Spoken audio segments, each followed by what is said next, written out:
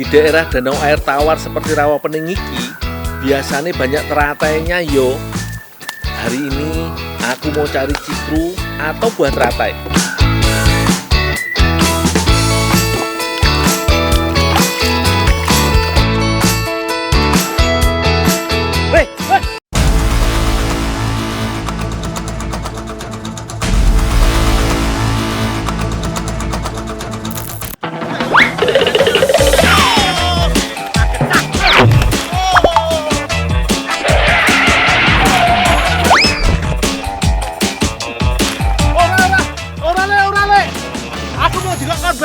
Golek cikru le, ora.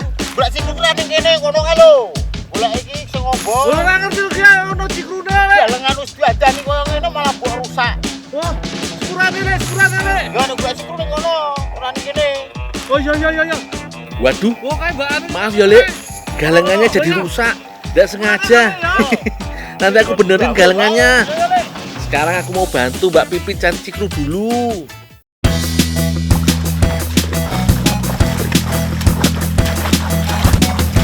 Mbak Pipit, di sini toh Pak golek cikrune.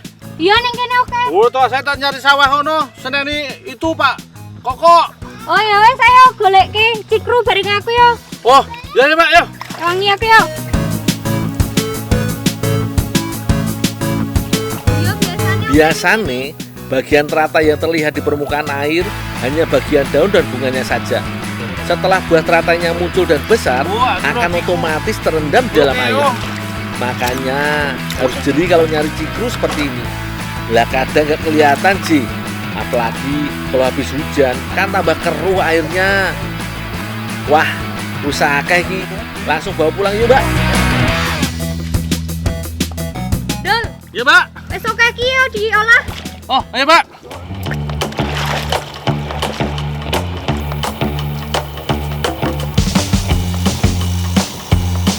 Dul, iki tolong dionceki yo. Aku tak nyiapake bahan liyane. Oh, ya Pak.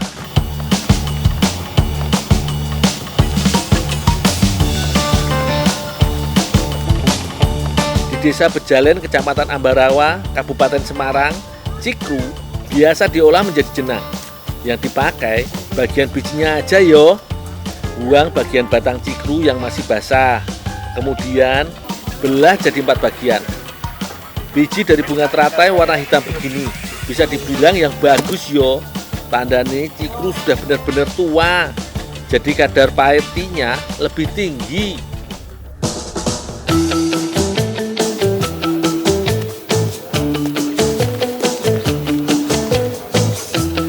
Selanjutnya, cikru dijemur sampai benar-benar kering. Kalau matahari benar-benar terik, butuh waktu 2 hari penuh yo. Setelah dijemur kering, biji cikru akan semakin keras dan lebih mudah dipisahkan dari kulit dan daging buahnya. Sing penting, tetap rajin bolak-balik seperti ini yo, supaya keringnya benar-benar merata. Dul, Ya Pak. itu tuh Dul. Oh ya Pak.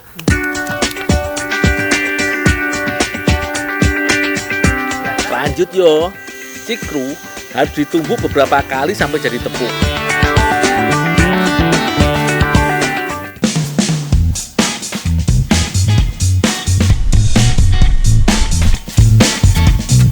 Tumbukan pertama untuk memisahkan antara sisa kulit dan daging buah.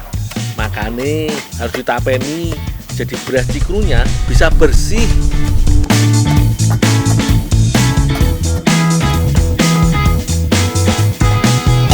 Beras cikru kuwi sebutan masyarakat sini untuk biji cikru yang kering dan bersih kaya iki yo.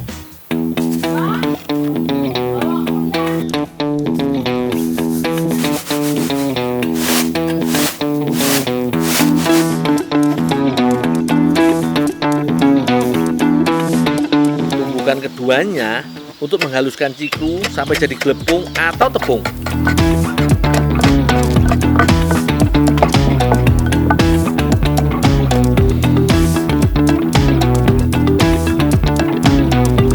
Biar makin bersih dan lembut, harus diayak dulu. Nah, wis jadi kita tepung cikru nih. Sudah bisa diolah jadi berbagai macam olahan.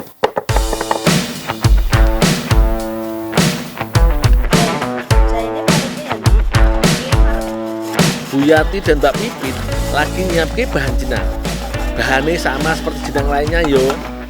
Ada tepung cikru, gula dan santan. Kali ini juga ditambah parutan jahe sebagai penguat rasanya dan tambah wangi aroma jenangnya. Mbak, ini Mbak cikrunya udah jadi tepung, Mbak. Oh ya wes kene Ndul, kok tak oleh. Oh, ya Mbak. Santan juga jadi bahan penting untuk jenang loh. Sebaiknya pakai kelapa yang sudah tua yo. Jadi santannya lebih kental dan berminyak.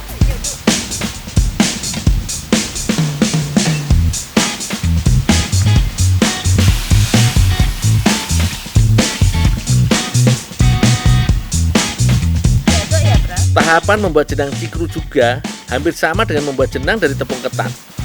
Santan, gula dan jahe parut dimasak dulu. Bebas yo, mau pakai gula jenis apa, bisa gula merah atau gula pasir seperti ini. Kalau mau diberi aneka rasa dan warna, lebih baik pakai gula pasir yang rasa dan warnanya tidak terlalu dominan.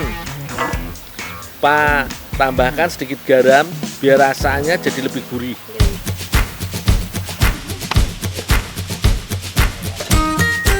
Tepung cikru jangan dimasukkan dulu yo, soalnya harus dicampur dulu dengan air dan pewarna. Biasanya tepung ketan butuh air hangat agar tidak menggumpal. Kalau tepung cikru cukup dengan air dingin aja, cukup diaduk sampai semuanya menyatu. Kalau santan sudah mulai mengental, masukkan adonan tepung cikru. Walaupun tahapan pembuatannya sama persis dengan jenang ketan, tapi kalau udah masuk adonan begini agak beda loh yo.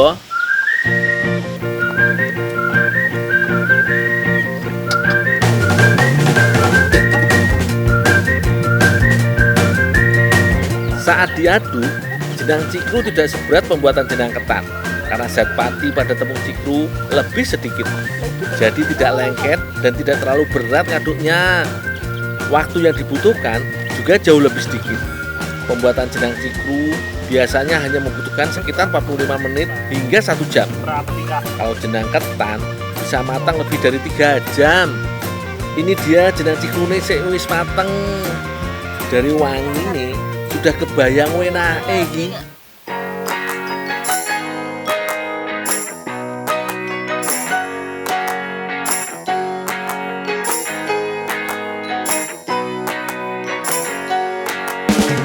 Iki lho Ndul, jenang cikrune wis dadi. Oh ya, lo Mas, gawe ke jenang cikru lu. Yuk, icip yuk. Ya. Nggih monggo. Icip wae, icip. Aku mau icip jenang cikru dulu yo. Nanti gimana enaknya, aku ceritain aja. Wah, jenang cikru ini benar-benar lembut. Rasa manis dan aroma khas jahe berpadu dengan lembut tepung cikru.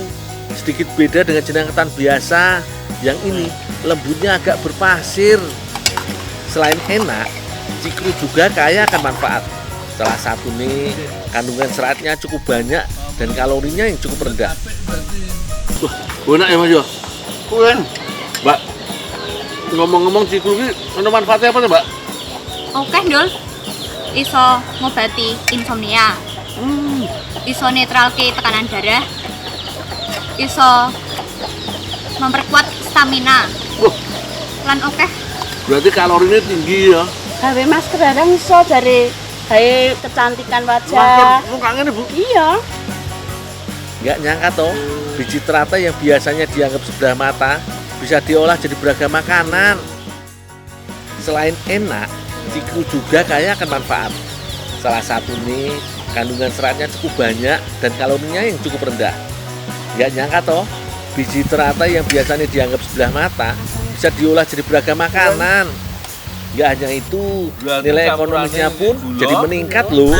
Dari sesuatu yang tidak ada harganya, kalau sudah jadi tepung cikru bisa dijual Rp50.000 per kilogramnya.